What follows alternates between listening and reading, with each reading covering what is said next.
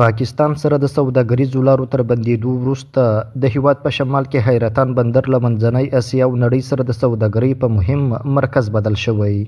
د صنعت او سوداګرۍ وزارت وايي روان میلادي کال کې د افغانستان او منځنۍ اسیا هیوادونو ترمنځ سوداګري ډیره شوې او په 2015 کال کې له دغه بندر د صادراتو په برخه کې 7 او په وارداتو کې 43% زیاتوالی راغلی دی. افغانستان با کشورهای مانند ازبکستان، قزاقستان، تاجیکستان، قرقیزستان و ترکمنستان داد و ستود گسترده‌تری را تجربه کرده است. واردات از این کشورها از 1 میلیارد و 679 میلیون دلار در سال 2024 به 2 میلیارد و 399 میلیون دلار در سال 2005 رسیده، یعنی در حدود 43% افزایش را در یک سال نشان می‌دهد. صادرات نیز از 122 میلیون دلار به 216 میلیون دلار رسیده که رشد 77% را نشان می‌دهد.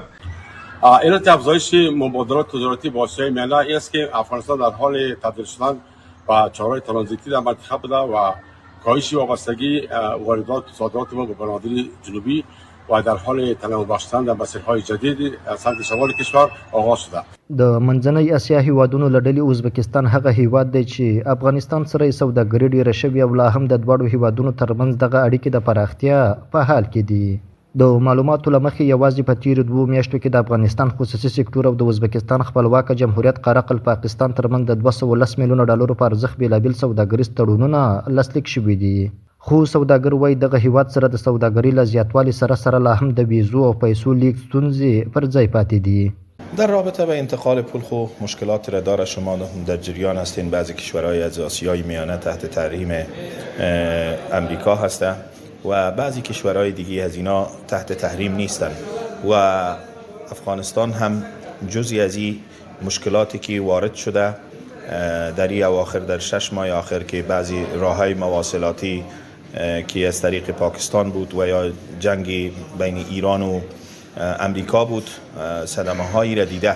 اقتصادي شنونکي حیرتان، اقینا او تورغونډۍ د افغانستان له مهمو سوداګریزو بندرونو ګڼي او وایي په یادو بندرونو کې د زیربنایي پروژو په تطبیق سره افغانستان کولی شي سیمه کې خپل سوداګریز ارزښت پیاوړی کړي. کشورهای آسیای میانه اقتدار اقتصادی خوبتر دارن و یک سری کالاهای مازاد دارن و نیاز به مارکت دارن. افغانستان میتونه یک مارکت خوبتر برشان باشه و بنا به نیازمندی که ما داریم به خاطر واردات کالاها هم میتونه روابط اقتصادی و تجاری با کشورهای آسیای میانه من جمله ازبکستان اثر مثبت به اقتصاد همه کشورهای زی دخل داشته باشه.